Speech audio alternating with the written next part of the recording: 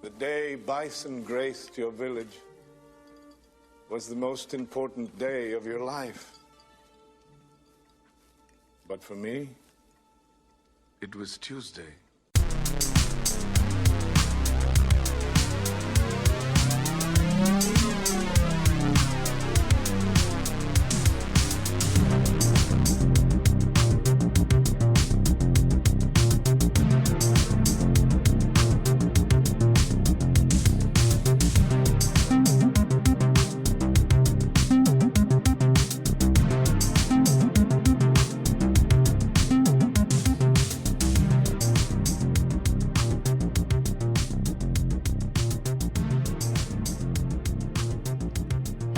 Welcome to 50% Fresh, where we cover your favorite movies based on video games based on movies.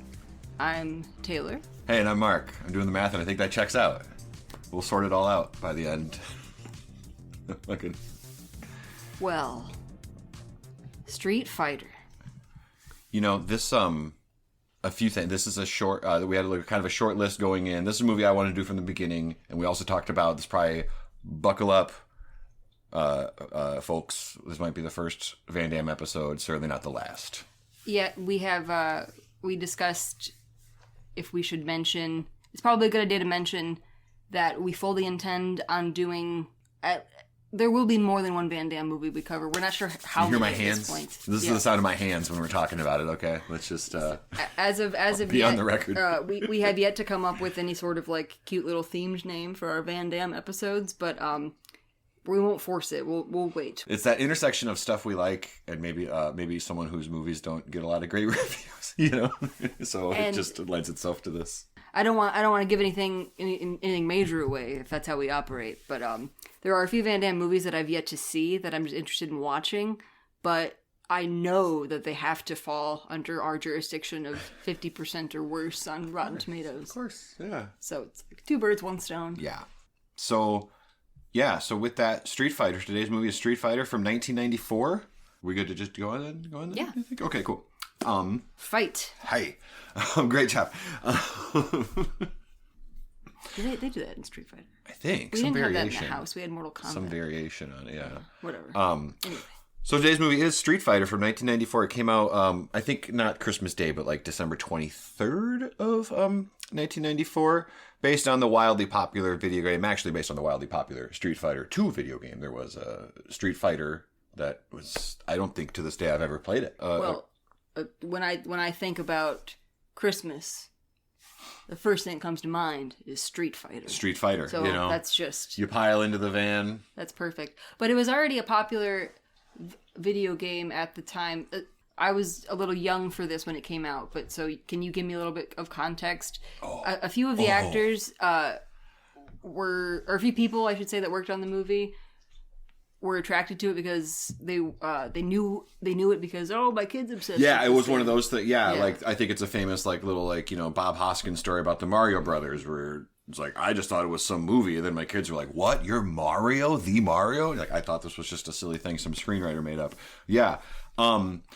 So Street Fighter 2, maybe 91, I want to say. Was it an arcade game? It was an arcade game. And what is, of course, it's not news to anybody. And again, apologies for anyone this might be redundant to, but just like the arcade in the 80s and 90s, of course, everyone knows that there was this place called the arcade that used to go and play video games. But a thing that might that makes me think about Street Fighter 2, why it blew my mind, is because the arcade used to be this place you would go and the video games there were so much better than what you had at home. That doesn't really happen now. We have PS5s here, and if you find yourself at a barcade, it's not really that thing, but it was like, they were like these games that were these big, huge, they fucking had motors in them. They ran on gasoline. I'm not sure. I don't think that's true, but no. So you'd go to the arcade and just see some game like, what is that? And so Street Fighter 2 was one I'd never seen. I'm sure fighting games existed, but I can't think of one I'd played before that where you pick from this whole cast of characters and fight your opponent to the death. It was just completely engaging. There was 8 different characters and they were all different. They were all cool to play. All the levels were good. The graphics were so much better than anything. So yeah, it was just a huge hit. It was, I think with this, I think Street Fighter, and there was this first wave kind of video game movies. Street Fighter and Mario Brothers hit the scene in the same year or maybe a year apart. And I gotta tell you, as a huge fan of both video games and also just movies in general, even as a kid, you don't even think about it in these terms, but it was just like, I didn't really think we needed movies out of that shit, you know? Yeah. It doesn't lend itself to it the way that, like, maybe a comic book or some TV show or whatever. It is often a little baffling when the video game movie comes out, and until recently it was almost a guaranteed bomb on every level. It was a rough batting average, and God bless whatever studios kept doing it. They were undeterred, and it was just like, no, Max Payne, do it. No, okay, Prince of Persia, do it. No, okay, Doom, do it. Okay, no, like just they on tried and to make on and on and on and Tomb on. Raider, didn't they? A couple times. The last one might have halfway taken. I'm not all the way sure. No, that's not a video game. Taken? I was trying to think of something to do, and you did it. That's just Liam Neeson. I should have said tooked. Then you wouldn't have got me. But yeah, so with that, it's it's this ensemble, and then so I said there's 8 characters, and then about a year or so later, they put out Street Fighter 2 Turbo, which let you pick from the 4 boss characters you could fight were now selectable characters. After that was Super Street Fighter 2, which brought the cast up to 16, and I do believe that's around the time now, 3 years later, 94, the third version of the game. That's kind of where the game was at when this movie came to start to be kicked around and made. And so we're all here today discussing this because they had a video game to promote. Ultimately, yeah. And Capcom, who makes a ton of games, Resident Evil, Mega Man, on and on and on, a million things in between, they were part financiers of the movie, so they had a lot of say, and that will come in time and time again. But a thing I really thought about it is kind of an obvious thing, but it took me a while to realize that I just thought of it before recording, is that movies that have been turned into video games are generally pretty bad. They have that reputation, and it's often because they have a deadline they can't move, and where games need to get polished or fixed or delayed or whatever, that can happen. But, if we need to come out the same day the Polar Express comes out, our shitty Game Boy Advance game or whatever needs to come out that day, it is what it is. They had that with this movie based on the video game, so it kind of went the other way. And so that factored into some other problems they had where, boy, they could have used some more time. And it shows a little bit. We had writer-director Steven DeSouza, who at that point had made a name for himself with some action movies, right? Yeah, it's interesting that he was like kind of if you want to say one pivotal action screenwriter of the 80s. He wrote Die Hard 2, not from the 80s, 48 Hours, The Running Man, Commando, wrote all these movies, a huge screenwriter. This was his first movie as a writer-director. Mm-hmm. So it's interesting where I think he probably had some clout or whatever you want to call it as a screenwriter, but now it's trying to be a director, obviously a whole new beast. And also this unique situation, you're answering to Capcom, not the studios. I mean, there is all of that, but then there also sounds like there was this other thing. So, I don't know how much, and maybe he didn't have a lot of power to exert himself or something, but it sounds like that's a big, that dynamic formed a lot of the trouble. And then, the other major part of the dynamic, our boy that we already talked about, gave the movie this idea because it's an ensemble thing. So as soon as you throw Jean-Claude Van Damme in as Guile, suddenly. And for the uninitiated, suffice to say, they cast Jean-Claude Van Damme as Mr. All-America. He is it is a literal American flag tattoo on his arm. Mm-hmm, mm-hmm. Street Fighter 2 has an international cast of characters, and they are very international. It's, I think a Japanese sumo wrestler and a beast man from Brazil or Argentina or something like that. And then, so Guile is the American, one of 2 or 3 American representatives. Like, he is, his level that is probably modeled after Top Gun, I think. There's like airplanes and airplane people watching and doing, go to it, they're dressed in the fatigues or whatever. USA through and through. Just take the hostages out. If I'm not topside in 15 minutes, evacuate without me. So joining Van Damme in the principal cast, we have Raul Julia, Kylie Minogue, and a laundry list of character actors. So many people were familiar that I had to look up the IMDb a couple times just so I wasn't distracted. Why do I know this person? Like, that's Joanna Mann. Oh, that's Mulan. Whatever. Yeah, Joanna Mann, the voice of Mulan. I spotted a guy from the movie The Program, someone from the movie Necessary Roughness. Yeah, a lot of character actors. So it's one of those. It had a budget of $35 million. Most of that, well, not most. A good portion of it. Too much of that. Too much of that went to Van Damme, and Raul Julia wasn't cheap either. So after that, they sort of had to, get a bunch of grunt workers, I guess, to fill in the other roles. It ended up grossing over $100 million. So that's good. Yeah, I guess. It sort of broke even domestically from what I saw. I think between that and just the critical drubbing it took, it has this reputation of maybe kind of like, you might think it was kind of more of a bomb than it truly was. Like, it was a profitable endeavor. It just was rough for all parties involved, including the viewers. It currently sits at 11% on Rotten Tomatoes. This is the second worst movie we've covered on the show, with the worst still being Gotti at 0%.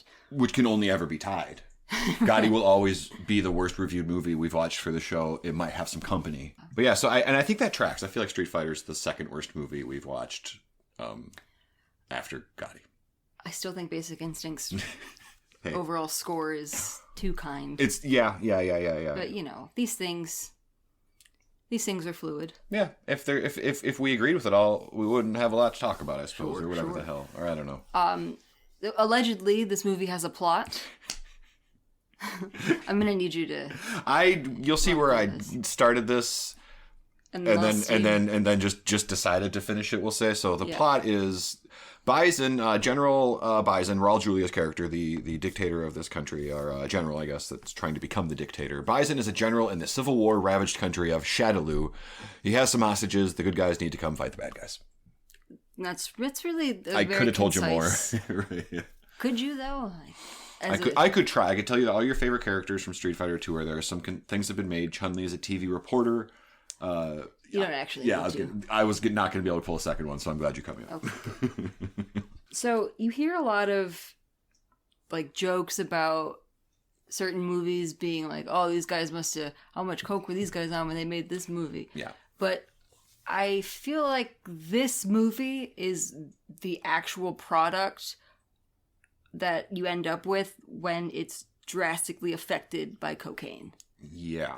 And we'll get into what I mean, I suppose. If Basic Instinct was a fuck picture, this might be a cocaine picture. Right? Well, the fuck picture had a lot of... That's on screen? Then there's no drug use in the movie. Yeah. So this is like a cocaine-fueled... In years since, we've learned, and it's been discussed, that JCVD had a pretty thorough cocaine habit at the time. And he's been forthcoming about that, and only because it seems to have affected production so much will we be talking about it. But it's something to think about. What was it? The $8 million figure went to Van Damme. Was a lot of the budget. Yep. Knowing what we know now, one could say a lot of the Street Fighter budget was cocaine money. Like, like... Well, I got... I have a quote from DeSouza saying, "I couldn't talk about it at the time, but I can now. Jean-Claude was coked out of his mind." Okay. Yeah. So, and there were times that he just sort of didn't show up when he was supposed to show up, and... Yeah. That could all just be, like, partying lifestyle stuff, because at this point, he was also, like, this Time Cop had come out, and so he was... One of the biggest, yeah. He was at the beginning crest of his fame. Which at the time you don't know. Yeah. You're like, everything's going a little better every year. And it might have even for him for a year or so after this. But this is like close to like pulling in money on a movie that they didn't have the budget to pay him that much. But they just like Capcom. Maybe you have some more on this. I don't know how much they wanted him specifically or just like a name. But I think I do recall reading that like they wanted that inexplicable call, right?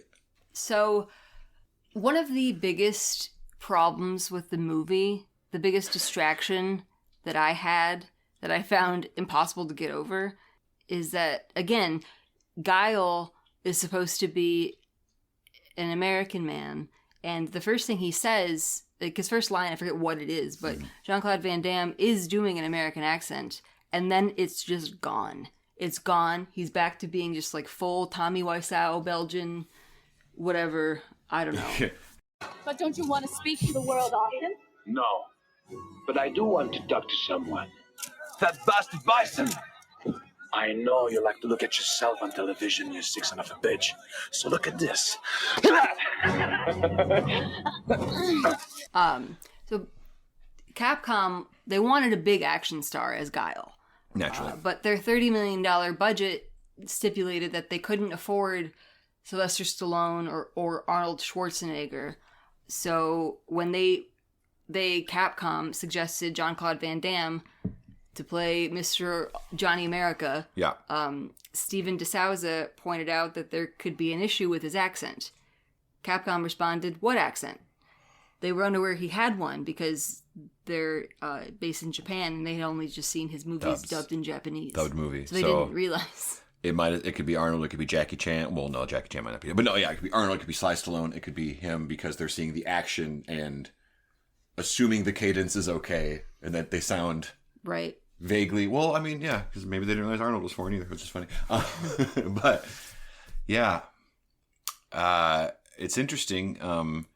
He fights it, like most of his movies, and I used to joke before about Arnold, like the power of Arnold's stature was that if he decided to do your script at the height of his powers, that character just became an Austrian character. Mm-hmm. Whatever's going on, this cop, this father that wants to buy a Christmas present, whatever, Austrian now. That's in there, But this is the alternative to that. Exactly. And you see why it was that, because it is tremendously distracting. And I didn't know when we watched the movie that this was full coke problem Van Damme. And so maybe he just forgot he was supposed to be American. I don't know. It goes in and out. It is inexplicable. And it doesn't even... It doesn't go in and out so much as you hear his natural accent with like varying intensity. That's what it is. The first line is American accent, and then it's just, I don't know, like slurred. Yeah. And it does kind of add a little something to the interesting dialogue choices. It adds a certain watchability, a certain what will happen next to it, Or just certain things he's supposed to deliver. This character is supposed to be delivering these words, rousing, and they come out a different way. He makes the big rousing speech because again, it's a war. It's a hey, the good guys. He makes the Bill Pullman Independence Day rousing speech, and it's like so it's like a Belgian accent I think technically, but it sounds kind of like French. Or we were talking about he's often explained to be from the Bayou, Louisiana, in his films because it's that like in that vague ballpark or whatever, But he'll hit just like a phrase. Hopefully, I can find some clip to drop in, but. It'll just be this like musicality where it's just like, okay, we're going back to my own country, and there's like, wait, Guile, what was that? What was that? Yeah, it's. You forgot your balls. Well, I'm not going home. I'm gonna get on my boat, and I'm going upriver, and I'm going to kick that son of a bitch bison's ass so hard that the next bison wannabe is gonna feel it. So, also, I think you had something about how there even might have been one of those lines of dialogue that's like, oh yeah, he's from fucking, that's why he talks like that. You mentioned how in other Van Damme movies, to explain the way he sounds, they throw in a line of dialogue to explain that he's from Louisiana, because apparently people from Louisiana sound like they're from I don't know. I think off the top of my head, at least the movie Hard Target, I'm pretty sure is one that is just, at least it's maybe just the best, the best one. So DeSouza, in an interview, he said like we were going to do exactly that, do what they do in a lot of Van Damme movies where they just add in that line of dialogue, but they cut it out of the movie. Didn't make it. It didn't make it. So just the editing process, somewhere along the way, they cut the line that was explicitly added to sort of explain this. But even if that did make it, it's not great. Yeah. It is no explanation at all for the way he sounds. We wouldn't have went, I have some laughter to retract because that's good. That's not what's going to happen. Pretty bonkers. Yeah. $20 billion? What will prevent him from taking more hostages next month and asking for 50 billion, 100 billion? Sorry, I haven't seen the movie since probably, I don't know if I saw it opening night, so let's just say late 94, possibly early 95. You saw this in the theater? I saw it in the theater, and you know, it's a long time ago. I have different, you know, some of these I remember more than others or whatever, and sometimes I remember sitting there and enjoying the movie, or sometimes I remember kind of being excited about it afterwards. Street Fighter, I remember, this would have been one, I'm sure my mom kind of probably dropped my brother and I off or something and picked us up. I just remember riding home just kind of chewing on it, just going like, you know, huh. You know, like it wasn't vile, it wasn't like so bad. I remember seeing Ninja Turtles 3 in the theater and was like, this is like a piece of shit. This is my first, like, I reject this movie. This is not good. Street Fighter, like I said, just kind of, what was that? You know, or like, what?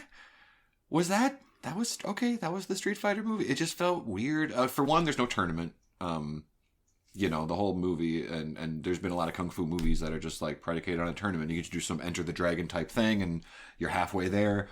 If you want to do your own thing, that's fine. You know, like you want to do more of a narrative, good guys, bad guys, real life Civil War type thing.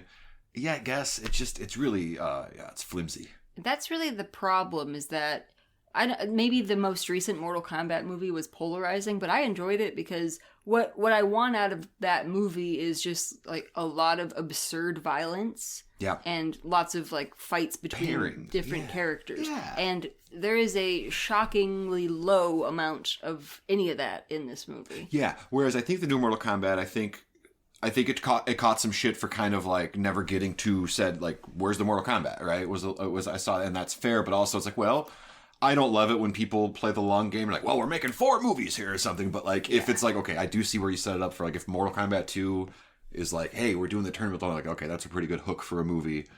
So I get that. But like, yeah, but to your point, they also just find ways to have a lot of pairings off. So I could give a shit about the context if Scorpion and Sub-Zero are having a cool fight scene. I don't, you know what I mean? I don't need it to pretend to count in a fake tournament in the movie to necessarily enjoy it, but it's almost like this movie, Street Fighter, realizes at the end, like, oh, we haven't done a lot of that, you know? And so suddenly there's like a bunch of that when the movie should just be over. At one point, and it really affects the pacing, because at one point we paused the movie to let the dogs out or go to the bathroom or whatever, and I see that there's still like 40 or 50 minutes left. Like, yeah. What the fuck? Yeah. Like, well, I thought the ending just started. Because like that speech I mentioned, I want to say he gives that speech about an hour into the hour and 50 minutes. So then it's like, okay, now it's an hour 5 and we're running into Bison's lab or, you know, lair, and it's the final action sequence, but that final action sequence also is suddenly like 5 different hand-to-hand combat fights simultaneously. Pretty boring, generic fights too. Like, just the action isn't good. It's not good. It's not edited, shot well. It's laid out weird. And one thing too. So then you've only had an hour, and then it's all action from there on out. So in that hour, man, it's like whiplash because of how many characters are coming and going and doing things. And I get it. You want to give all of them at least some kind of, if not full-blown arc, but like a little something to chew on or something. But that's a lot of fucking characters. Well, it seems like it was Spice World effect a little bit. And by that, I mean, that movie was rewritten on the fly to accommodate a lot of celebrity cameos that came up. Yeah.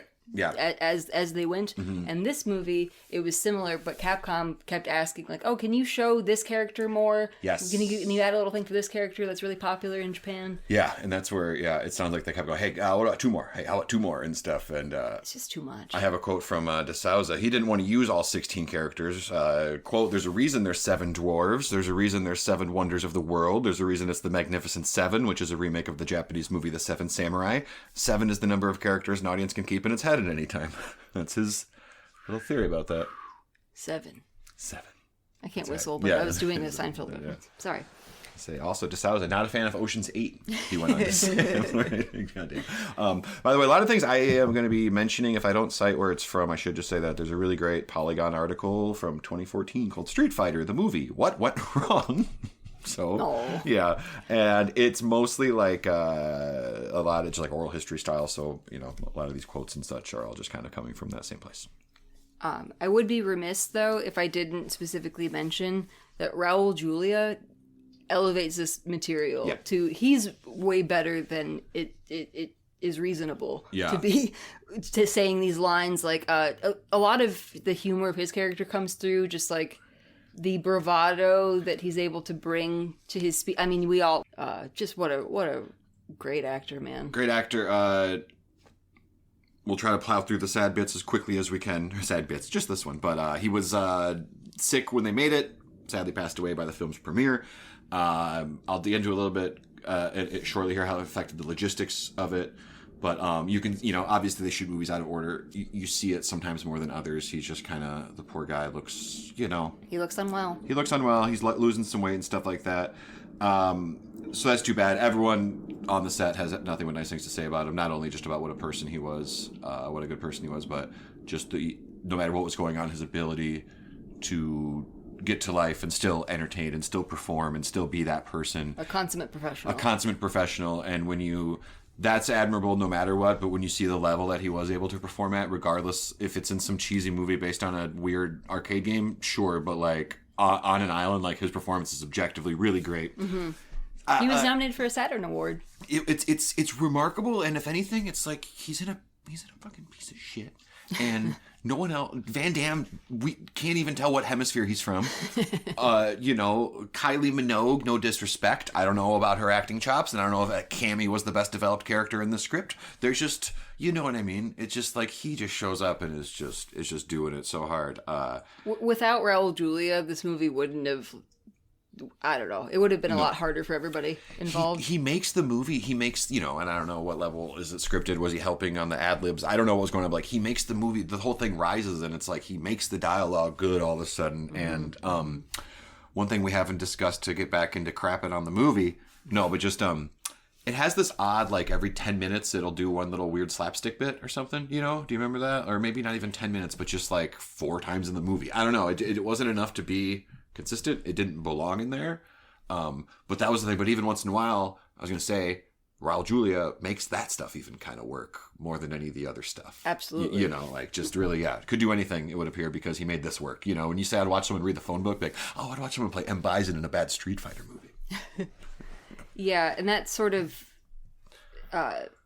communicated through the critics' consensus, which says, though it offers mild entertainment through campy one-liners and the overacting of the... Oh, overacting. I don't like that. I didn't like that. I would just say acting there.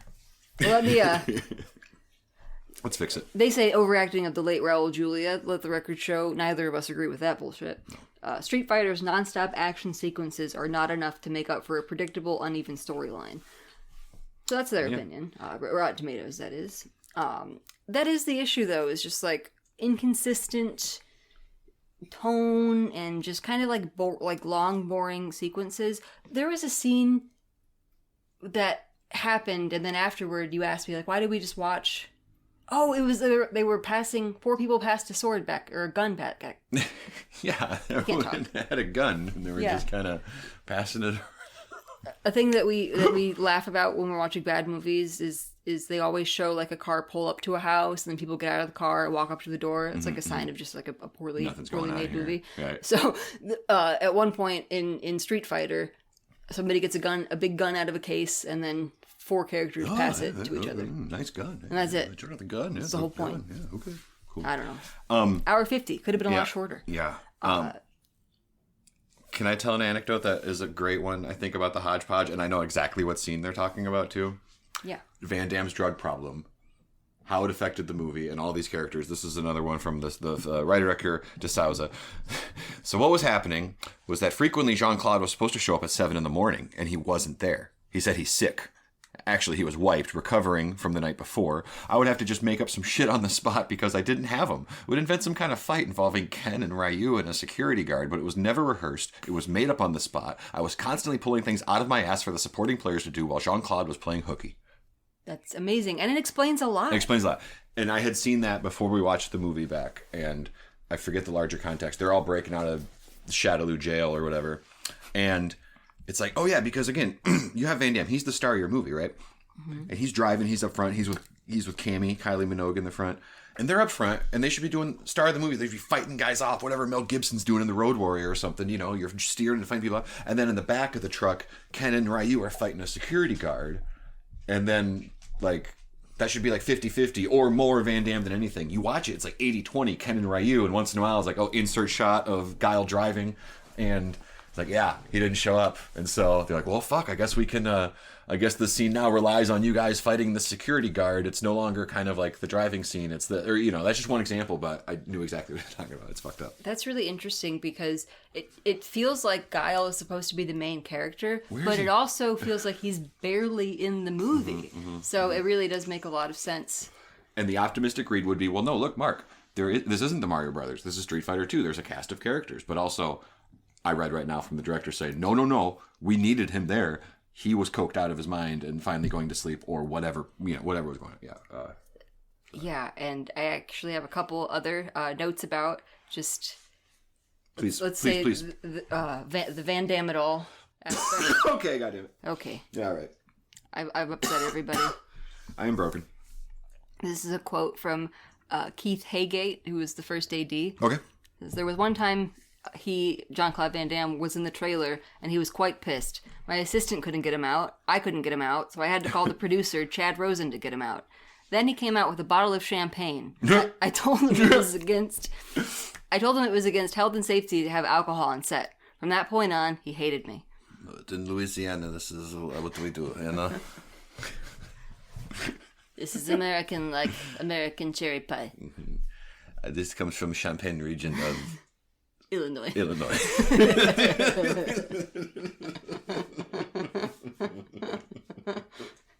Yeah, so at one point in the 90s, his coke habit was 10 grams a day and 10 grand a week. So he was operating on all levels there. Yeah. The rest of the actors recall a frustrating and bemusing experience on set. Sometimes he wouldn't show up on set, and a message would come through from him saying, "I have to pump up my muscles," and that was that. Can't come in. I gotta pump. I gotta do reps. It's not a movie. He's like shirtless the whole time either. Is he shirtless at all? He's in military gear most of the time. He's wearing that little beret. He's wearing a little beret. Yeah. Because Guile's, dare I say, defining feature, if not his American flag on the arm tattoo, which is prominent, but like it's his big old hair, whippy, weird, upside down hair that comes out past his face. It goes up and out. Yeah, it's like Dragon Ball Z. It's like impossible anime hair or whatever. Yeah, exactly. Yeah, it's like some of the first American influenced maybe, or Dragon Ball Z, but more square because of the technology at the time. Yeah, that's right. Yeah, yeah. So you put the beret on him, Smart. You do what you can. So you have that going on, that element of Van Damme. Will he show up? What do we do if he doesn't? We improvise some things. And now again, we can't ask, this is why I said this before, but this is one of the reasons you'd ask for extra time, because you lost time. You didn't have that day. You can't get it back because they say, tough, the movie needs to come out. You have a schedule. You have post-production here. So with that, another thing, Raul Julia gets to the set and he's in Thailand where they began the film. He's worse off than they thought. When you see him looking particularly worse in some of those opening scenes, he had just had some surgery. He had stomach cancer. He wasn't doing very well. It became clear he's going to need some time to recover. So essentially, they were going to do acting, dialogue, that stuff first, while everyone rehearsed the stunts and fights. They said, hey, Mr. Stunt Coordinator, we have to do the stunts and fights first because Raul Julia needs to recover and recuperate. Meaning the one thing we're going to cut is any rehearsal. Essentially, yes, exactly right. Jesus Christ. So, yeah. So stunt coordinator Charlie Picerni, I hope I'm pronouncing that right, Charlie Picerni, he ended up being the full-blown second unit director because he was doing so much shooting, where he was the stunt coordinator, but he ended up helming the entire second unit, to the point in this article there's even discrepancies. You get these movie oral histories, people can't agree on things sometimes. Sure. They can't really agree on who helmed the final fight between Guile and Bison. Both guys say they kind of directed it. Like, it's like that. It's a little bit... Directly conflicting accounts? Yeah. Got it. Yeah. Interesting. So, here's a ramshackle story I love. Byron Mann played Ryu, or whatever. I've heard about it. It's one of these things. A sub-anecdote is that the movie didn't really research it and just called him Ryu, and now that kind of unofficially cemented it as canon to a lot of people that were like, oh, Ryu. They said Ryu in the movie. I think it was always supposed to be Ryu, but here we are. Anyways. Capcom might have corrected him, no? Yeah, that's a good point, actually. That's a good point. Why wouldn't they? They were not shy about anything, right? So, regardless. So Ryu's talking about he has a fight with Vega, Byron Mann, who plays Ryu. He says, quote, "If you look in the movie, it's written in the script that I do this incredible kata, a theatrical sword movement, right before I fight Vega in the cage. At the time, Benny Urquidez was our trainer. Every day I'd go to Benny, I'd ask if he could teach me this kata. Every day he'd say, let's think about it. Turns out he didn't do swords either. He's a fighter. A month later, we're filming in the morning, and I hear through the grapevine that my sword scene is coming up after lunch. I was literally an hour away from filming this thing. I was shitting bricks. I grabbed a Thai extra. I'd heard he knew sword fighting. I'm going to repeat that part. I grabbed a Thai extra. I'd heard he knew sword fighting. He taught me the move in about an hour." Good gravy. And then when you watch him right before he fights Vega, he takes his sword. It's like half a move. He just kind of flails his sword. You know, it's like if I told you to play sword, you could do a, halfway convincing thing or something. It looks like he learned it in an when hour. people try to fake tap dancing? Yeah. You just make noise with the shoes, and it's like, that's at least a 5 out of 10 if that's all I'm going for, right? Okay, good. Like, that's... I just feel like there's probably a lot of stories like that. That's incredible. Yeah. Did you come across, or do you have a note at all about... it sounds like there was rumblings of some sort of coup in Thailand at the time? No, Yeah. like not external of the movie production. You're saying Thailand issues. Yeah, just like in Wow. just general, added to the general stress of filming there. Of course it did. Oh, Yeah. no, I bunch didn't of know. bunch of the cast got sick from the local food. These are all I just things that really just doesn't seem like a very fun movie to have worked on. No, the location stuff can be maybe sometimes that's like the vacation, but sometimes it's like local strife and cuisine and travel and bugs, weather, whatever the fuck. Yeah. Jiminy Crickets. Yeah. Oh, another fun thing when I was talking about like when we were saying how like the movie cut that line of dialogue that would have at least have maybe explained. It wouldn't have fixed the movie, but it would have been an attempt. So Picerni, the stunt coordinator, now promoted second unit director, he's sending in his stuff, these fight scenes. Steven DeSouza's getting them, and the signature moves from the video games aren't in there because Charlie Picerni's like this old school stunt man. I've been driving cars since Starsky and Hutch and stuff. I've been in everything. He's like, nah, man, we're doing fights here, and like it's just there's no like he's looking at the scenes 2 days later because it's dailies on film and stuff like that, and you can't reshoot any of it. So one thing, you might say, well, they do the signature moves, like 1 or 2, maybe by the end. Guile does like an upside down, his kind of go upside down jump kick thing.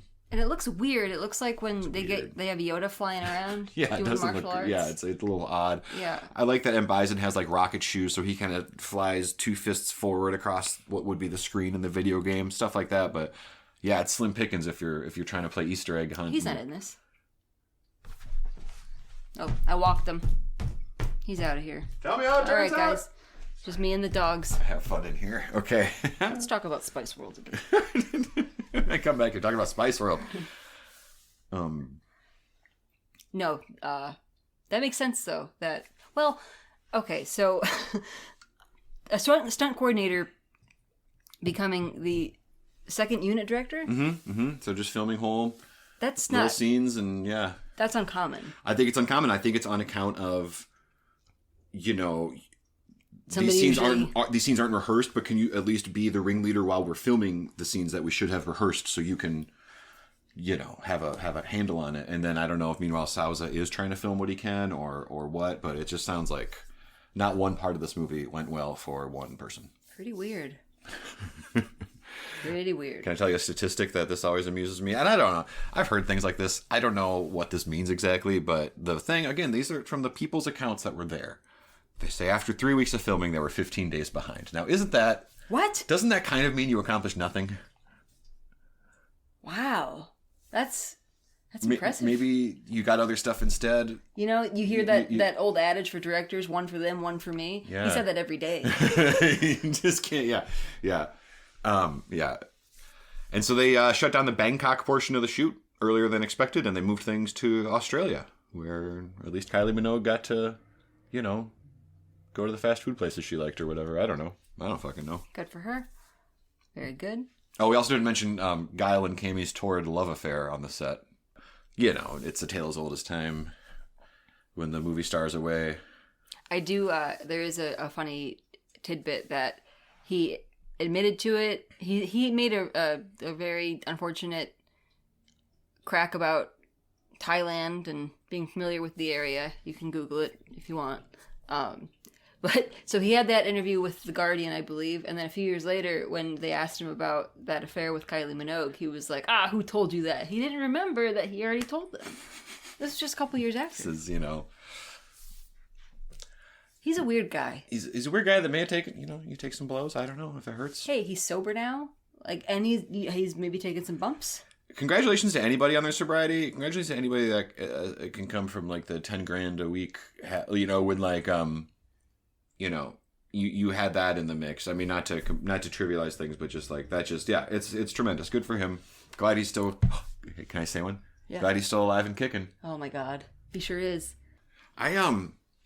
The more I'm talking about all this and lining them up and saying them in sort of a linear order, it's like, and not to be mean at all, but the trials and tribulations of Stephen DeSouza directing his first feature after a decade of absolutely just murdering the fucking screenwriting game, it's like comically, like it's a comic mishap. Like it could almost be a funny movie of like, how much worse could this go? Like you have like the cokehead guy lead, your cokehead movie star is not coming to the set, maybe because he's in there with the Australian pop star cheating on his wife, maybe because he's doing a mountain of cocaine. We don't know, but he might just be in there lifting the weight over. It's looking like another scene, another day where we write the security guard into the movie.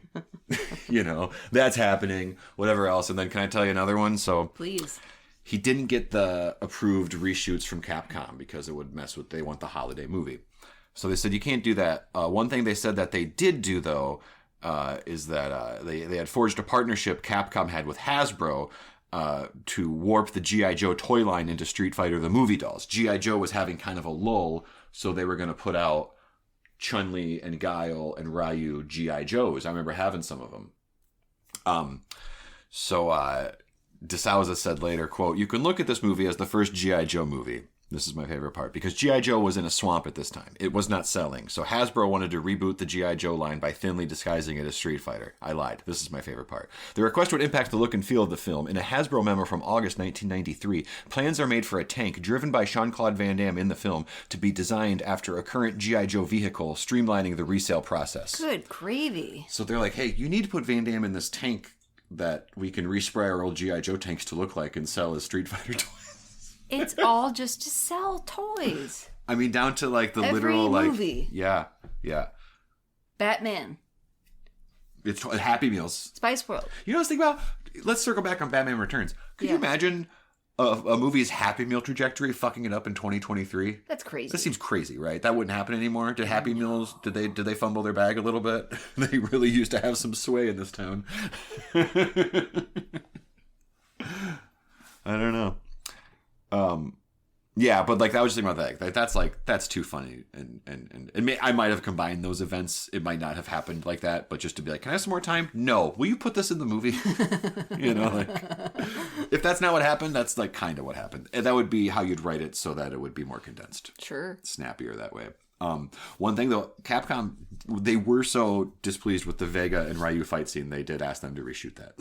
So it looked like, this part is mind-blowing to me. They wanted it to look more like the video game, which is, we're so far past that point of one fight scene. And I did appreciate, again, it sounds like at one point there were going to be more of the moves. I liked seeing some of them. There's a few things where there's like, I think like art on the wall that makes it look like E Honda's level Easter eggs, and so the fact that Vega has a mask and claws and is fighting in front of like a chain link fence thing, it's like, all right, it's close, but I don't know. Reshooting it to look more like the game, who gives a fuck at that point? Because at this point, they're also trying to maintain a PG-13 rating. Yeah. And so, at one point, a fight scene ends with what's supposed to be a fatal blow, and it is not apparent you don't see anything on screen that makes you think that somebody just bit it looks based like on that move. They maybe got their wind knocked out of them, maybe. Yeah. But it is meant to be fatal.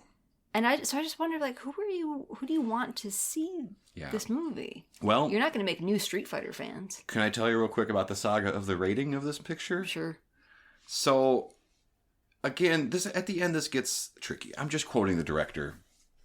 There's a part at the end I doubt a little bit. Anyways, the film initially received an R rating. which when they first sent it away, which DeSouza was surprised. He blamed it on, there were some shootings in the real life at the time, so he blamed it on, it was in one of those moments of increased sensitivity to violence in the media, so your kung fu movie or whatever with gunplay too and shit like that. Getting over-scrutinized, sure. Yeah. It's hardly an R-rated movie though, right? I think we can agree. But he thought he was shooting a PG-13 movie. So, you know, when they were like, you have to cut some stuff out, he was like, oh, shit, you know, because I wrote Die Hard, I wrote Commando. I thought I was doing the reined-in version. No, there's no F-bombs, there's not people getting shot in the head, you know. So this also, they started trimming things, and it was down to, like, shots within a fight where a guy had a bloody nose. Like, so that's why the fights feel so fucking weird. And sometimes... What do you mean? Like, when they're trimming stuff to get a better rating, sometimes it's even like, if this fight is 30 seconds long, we're going to take out this shot in the middle where you see the guy's got a bloody nose. So that's why some of those fight scenes are also just like, wait, what? Or, you know, like... Yeah, my other major complaint about the movie is it's not very, like... You have no sense of where you are spatially. Yeah, as we, the audience, like, I don't know what is happening right now. It's just like... Oh my god. Our dog is being possessed, I think, if you'll excuse us. Yeah. No, he's okay. He's okay. He loves Street Fighter, so he's pretty upset right now.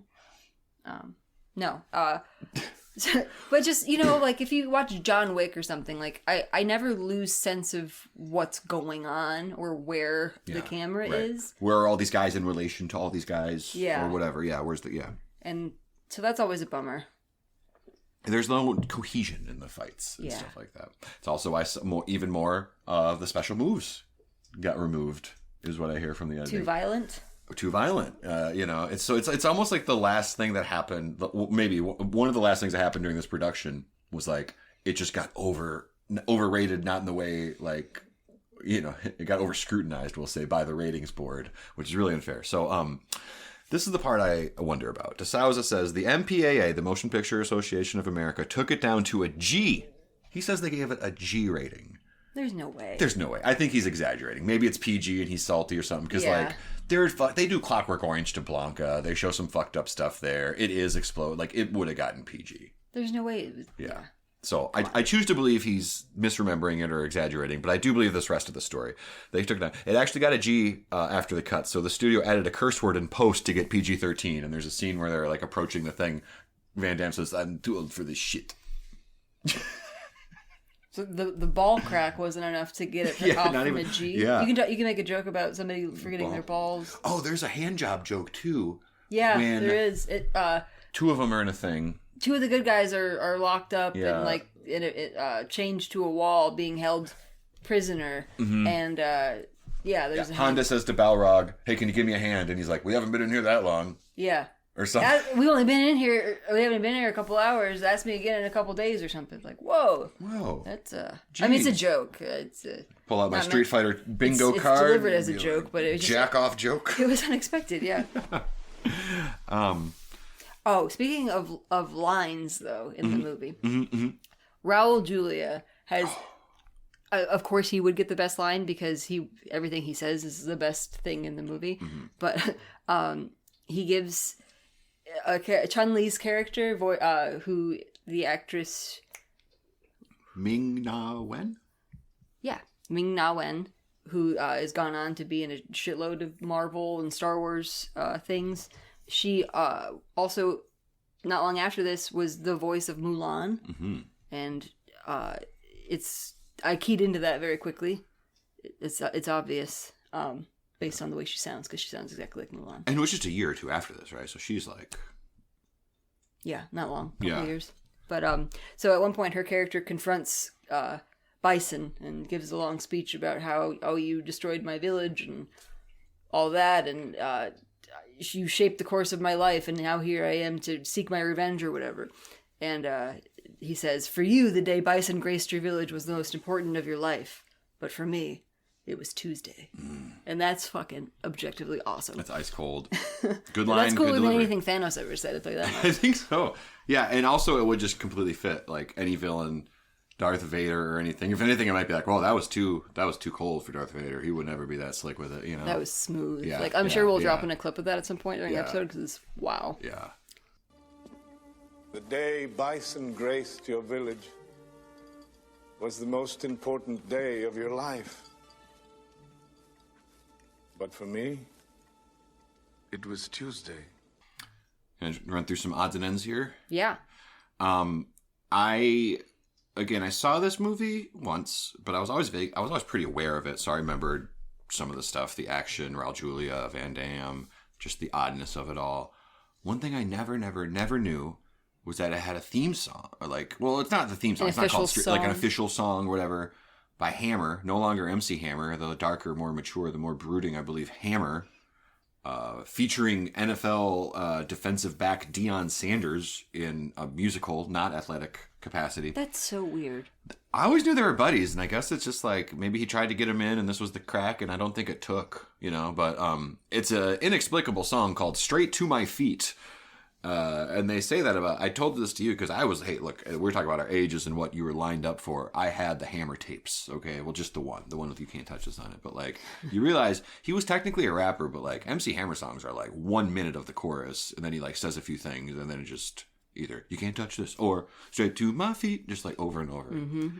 We were wondering what "Straight to My Feet" is even all about. In the context of Street Fighter, might that imply that you got knocked on your ass? I think so. So maybe it's meant as one of those oh, I get knocked down, but I get up again? You ain't never gonna keep me down. It's one of those. It's that? It's one of those. Because otherwise, I don't know what the fuck that means. Straight to my feet. It's almost like some wholesome, Will Smith rap song about fucking waking up in the morning or something. That's what it sounds like, right? I'm a Straight morning to person. My feet. Yeah. I brush my teeth. Just going through the motions. Yeah.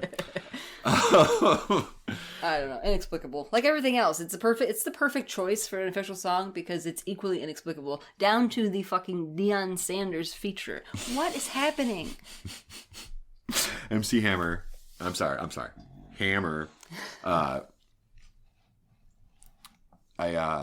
I'm glad you were talking about how it's a perfectly inexplicable thing because we're not even done. Perhaps the most inexplicable part of this movie based on a video game is the video game. Which I hinted at a little bit with our intro. Yeah, if I played this, it was only ever quickly out of a morbid curiosity, but what's amazing, so one thing that's interesting about Street Fighter 2 is I think it came out before Mortal Kombat, I'm fairly certain, but as a kid, those were the two. Those were the Coke and Pepsi, whatever you want to call it. Mortal Kombat and Street Fighter were the two big fighting games. A lot of similarities, drastically different art styles, 2D sprites versus that digitized rendering. And I remember the first time seeing Mortal Kombat in an arcade, you talk about, whoa, there's the fucking real actors in this game I can control. It felt like it looked as good as a movie back then. I don't know why, because you look at it now and it's not a movie, but back then it looked like a VHS tape. Sure. But I guess when it became time to talk about what else to do or what to, they decided Street Fighter maybe wanted in on the Mortal Kombat style action. And they were like, we got Van Damme. So they did motion capture recording. And so there's Street Fighter, the movie, the game. They turned it back. It's like a copy of a copy of a copy. That is the actual title, by the way. Yeah, it's ungodly. It's the game is ugly and weird and just, it's so weird, everything's going to have trends that people jump on. Street Fighter jumped on the Mortal Kombat trend. It's bizarre. It's inexplicable. It's very confusing. And it inspired a hard drive article of yours. Yeah, thank you. I don't know if I've hinted the other day on the show. I was I was writing for Duke Nukem for work the other day, and I wonder if that was odd if anyone doesn't know, but I do. I write for the website Hard Drive, the video game satire site that I helped start, and I work for it. So yeah, and thank you for reminding me. One of the very first articles when we were still figuring out what hard drive is and could be, we learned lessons like maybe don't write jokes about old Sega Saturn games when there's jokes about Grand Theft Auto 6 or whatever right there, if you're looking for, I don't know, an audience. Hey. But, that's okay. Yeah, I think God, I should have had this ready, but it was so August 16th, 2017. Almost 6 years ago. Almost 6 years ago, yeah. Street Fighter, the movie, the game, to be adapted into film. So okay, that's pretty solid. All right, that's pretty good. And then the always incredible Jeremy Kaplowitz, editor-in-chief, made a really nice piece of art there about it's like when Marvel or Star Wars or whatever makes their announcement of their roadmap of this and then that. It's going to turn into this. Will be this. So that's really funny. It goes all the way up down into the movie, the game, the movie. Yeah. So just and it had as we've talked about, it didn't have a great critical reception. No. The New York Times called it a dreary, overstuffed hodgepodge of poorly edited martial arts sequences and often unintelligible dialogue. And I have to think that last bit about the unintelligible dialogue was directed at Mr. Van Damme. I heard what M. Bison was saying. I heard every word, yeah. I was hanging on every word. If there was a supercut of just his parts, I think that would be the ideal way to view this movie. Yeah. And Ming-Na Wen, who played Chun-Li, she said she was a little concerned when she saw the film. She had studied at Carnegie Mellon. She was a serious Shakespeare theater person. And while she can look back with fond memories now, there was some cringeworthy moments at the time, which I can imagine. Yeah, it's a big cheesy movie. And she's perfectly serviceable in the movie, by the way. Yeah. Chun-Li's like objectively the coolest. Kind of has character. Close to the most to do, up there with a lot of, definitely, the most to do, does it well, kicks a lot of ass. Yeah. For sure. But I have a quote from her I have a quote from her from an interview with The Guardian. She says, "At the time, I was shooting ER, and I remember saying to George Clooney, 'Oh gosh, I think my career might be over.' He said, 'Oh honey, it takes a lot to kill a career. I should know.'" Wonderful. And I thought that was really funny because he would go on to play Batman in arguably the worst Batman movie. What is regarded as the worst Batman movie. And what's funny is that this conversation must have taken place years before that happened. Because he left ER to be a movie star, and that's like, I'm a movie star, I'm Batman now. You don't do, that's incredible. And so funny. And it famously didn't kill his career.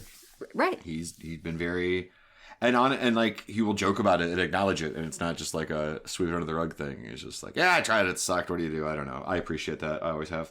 And look at, she's had, what did you say, 100-something episodes of that Agents of S.H.I.E.L.D. show? Yeah, she was all over Agents of S.H.I.E.L.D. She was on the Book of Boba Fett and The Mandalorian. She got to reprise her role as Mulan in the fucking Wreck-It Ralph sequel. Yeah. And I think she had, I saw that she had a small cameo, probably like a nudge part in the live-action remake of Mulan. Fun. That's fun. So fun that's and tasteful. Yeah. Chun-Li got to go on to be canonically, Chun-Li and Mulan are like the same person, so. Not bad. Maybe not canonically, but. Sure, yeah. That's how I'm gonna perceive it from now on. That's pretty cool. Yeah. Well, speaking of Chun-Li, in the odds and ends, there's been some animated stuff that I full-blown am just not aware of, or on a detailed level, we'll say. There was a live-action, Street Fighter movie in 2009 where they tried to call their shot in The Legend of Chun-Li, and it tanked. And they tried to get some cameos, didn't work out. They tried to get Van Damme back as Guile. He said no, right? Didn't want to do it. Yeah. Which, interesting, I'm not sure the exact time of this, 2009, but at some point he returned to the Universal Soldier franchise. So maybe if they just called it, if they waited, if the timing was different, they might have got him. I don't know. Mm-hmm. Might have been a money thing. Who knows? But and there's a recent development, right? It was recently announced a new movie is coming. Not that much more is known. It's by Legendary Pictures. They did like King Kong, Skull Island, the what's the Netflix thing? Sherlock Holmes, but it's Holmes and Watson. Stranger Things. Enola Holmes. Enola Holmes. Thank you. So some other things too. I forget, but some stuff. They do stuff. So they're looking like they're going to do Street Fighter, and I don't doubt it because we are now. It's funny, like I mentioned, this Mario, Mortal Kombat. This was part of the wave of movies that cemented video games as having bad reputations forever. They didn't stop making them, but maybe less got made than would have. There's been a slow trickle ever since, kind of. Sort of like every time they try to remake Fantastic Four. Yeah. And nobody ever likes it. Yeah. There's a fly in here. Yeah, sorry, I didn't want to. I thought I could kill. I'm not going to keep doing it. So, it's going to be different this time around. They'll probably figure out a way to make it halfway decent, and it'll make $2 billion internationally. And, but what's really interesting, and this is a very probably obvious joke that's been pointed out, but this movie wasn't very well received. I think if I'm Steven DeSouza, I would go back to Capcom or whoever and just go, guys, you got to let me make Street Fighter 2. That's the money, right? Yeah. The game was always Street Fighter 2. So we should have spent $4 million on this movie, got it on a technicality, and said, guys, Street Fighter 2, here it is. They blew it. They should call this new one, just call that Street Fighter 2. That would be fucking brilliant. Yeah. Because it has all the same people anyways. You He's like, yeah, Street Fighter 2. Ryu and Ken and Guile are all here, you know? Get some wrestlers in there. Yeah. Kenny Omega and all the other ones that are noted Street Fighter fans. That's right. Start pairing them off. Who could play who? All that stuff. Not pairing them off, but, pairing people with parts. They might even be able to save some money on stunt people because, like, Chris Statlander, who's a current champion in AEW, she used to be a stunt woman. There you go. There's a world where the Street Fighter movie is pretty rad. I think the new one, we don't know anything about it. Yet. No, so a lot could there's happen. nothing to know, I don't think. Just that it's gonna maybe happen. Even them saying it's gonna happen, there's no guarantee. People talk a lot of shit. We'll see. Yeah. So, winding down here before this fly drives us mad in a Breaking Bad style fit of whatever. I just wanted to mention all this emphasis on the release date, right? Mm-hmm. The movie comes out, they get fucking third place. No. To Dumb and Dumber and the Santa Claus in its 7th week, which... Oh, my God. Granted, it's now maybe it got a Christmas boom, whatever, but... So just 33 million domestically, as we mentioned before, 100 internationally. So technically a modest success, but like, I don't know, if they waited and made it a movie for next summer and made it just like kick ass, who knows, right? They could have done a franchise or something, but their little release date was so... Someone had the idea that Christmas 94 is the secret to our success. Well, it's not very good. You don't think it was salvageable with a month? It got bad reviews, and now it seems like there's a certain reverence. I don't know if it's nostalgia or just the general consensus seems to be this movie is terrible, but it's so bad it's enjoyable. Mm-hmm. So I'd say that like largely public favor has turned around for it, but objectively it's not good. It's tough. It's one of those things where I enjoyed it. I don't regret watching it. I would, in a couple years, if it's on TV, I wouldn't dislike watching it again. There's an appeal to it. It's fun. Because there's so much going on, it does move. Even if it doesn't make sense, it tends to bounce around, and something else is always about to happen if you're bored.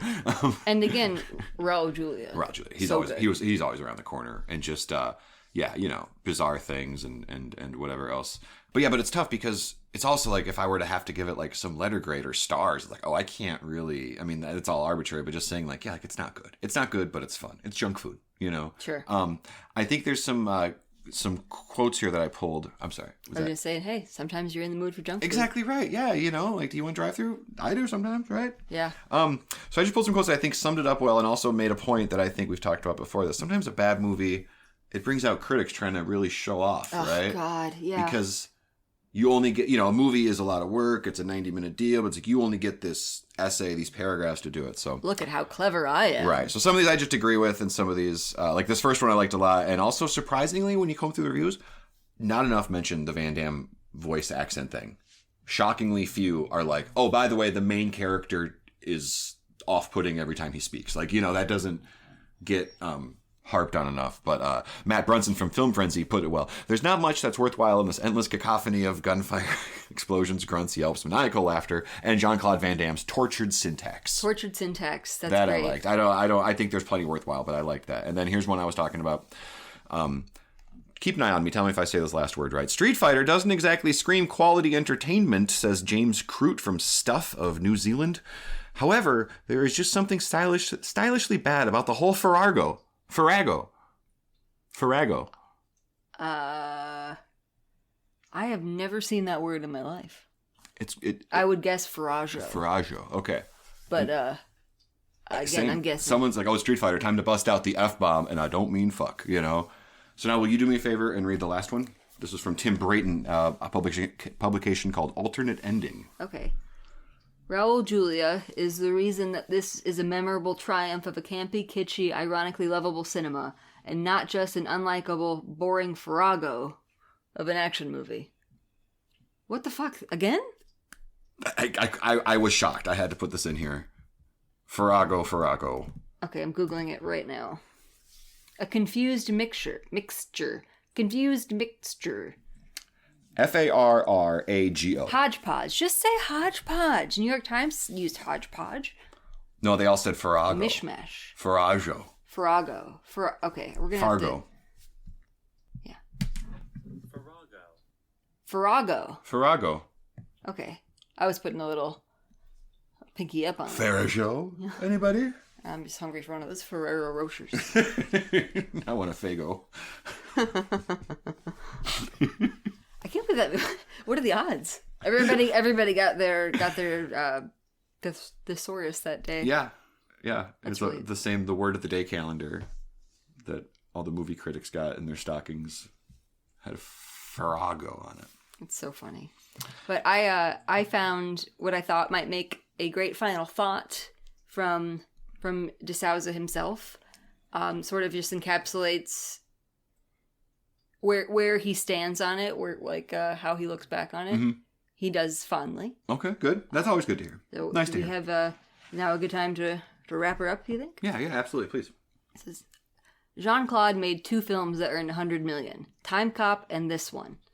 It was extremely profitable for the studio. It cost $33 million and made $105 million, so it was good for everybody. People say it's so dim-witted it's funny, but we knew it was funny. How can you see that movie and think it's funny by accident? I'll give you a point there, Stevie. Yeah. Like we said, there's some silly shit that like really, really pokes out once in a while, so... Yeah, I don't know. And it's almost impressive. It's like when you watch that show Cutthroat Kitchen, and they're like, hey, we want you to make a turkey sandwich, but we're going to not give you any turkey, and we're going to take away your bread. Yeah. And then so they gotta use a bunch of weird shit to make the turkey sandwich, and they give it to a judge, and then the judge picks the best one. It's like, wow, actually, considering you didn't have any of the shit you needed. But the judge doesn't even know you didn't get to use bread and turkey. But considering, it's a serviceable turkey sandwich. Yeah. It's kind of like, I'm surprised that they were able to make a movie out of all of the different factors they had working against them here. It's like, you're right. It's messy, but it could have been messier. So maybe it's a glasses half full, half empty kind of test movie. A action star that's going through all of the trials and tribulations of somebody, with the trappings of fame and all of that. Yeah. A terminally ill, it's a terminal illness that they're dealing with. A tumultuous overseas set and pushy Capcom executives that are like, use this, put these 15 characters in, put this tank in, put the thing. On top of the time restraints and yeah. Oh, one more thought I wanted to say too, and you just reminded me of it. And this comes back to like my initial reaction, and I maintain that this was like, as a kid, I just was just like, I don't know what to feel. I'm very just like, that just made me feel weird, and I'm put off. It's because I was a tremendous fan of Street Fighter, and I was a tremendous fan of Van Damme. And the movie feels like neither, because it doesn't feel like what you'd picture a Street Fighter movie, and it doesn't feel like the new Van Damme movie, which I might have been okay with. Like, oh, he just hijacked it, and it's just everyone are his buddies. He's going to fight M. Bison. It's not a fair thing, but it feels like it's Van Damme kicking ass. But he wasn't even there half the time, it sounds like. Because he wasn't around for his shooting days. It's crazy. Like, it's such an awful thing of like, this thing that you guys spent most of your money on fucking shot the thing in the foot a little bit. But nevertheless. Oh, and also too, there is something that devastated me as a kid. Less in this movie as it was in the my beloved Masters of the Universe from the late 80s with Dolph Lundgren. But, these days, they put a thing at the end of the credits all the time, right? It wouldn't happen that often. And they do it sometimes, like Ferris Bueller had one in the 80s. There's not that many, though, right? There's one where Skeletor says he's coming back. And this one, Raul Julia makes it sound like, M. Bison's coming back or whatever. Yeah, it's like the Bison... His system comes back online. Yeah. Does his hand break through the rubble, I think, or something, yeah. And it's just, they would just do these on spec, And as a kid, for me, it was Masters of the Universe. Maybe some kids had this. There's like any piece of shit movie, like I'm saying this about, because I like piece of shit movies too. There's probably some people that grew up loving Street Fighter and just going, cool, there's going to be a sequel one day. That was me with Masters of the Universe. Because that was me with Freddy vs. Jason. Yeah. Because Freddy Winks. Beheaded, he's carrying, So you just like take it on that alone. Like the movie told me there's going to be more, and then it just never happens. Yep. Never happens. Not yet. Street Fighter 2. If they call that movie Street Fighter 2, that would just be a home run. That means they're listening. Oh yeah, that too. Perfect. Thanks for subscribing, Legendary Pictures. Thank you guys so much for tuning in to our 9th episode. Yeah, we're excited. Double digits coming up. We're having a blast. I hope everyone's having a good time listening. All right. Well, cool. Very cool. So, for you, listening to the very end of a podcast episode was the most memorable experience of your life. But for us, it was Tuesday.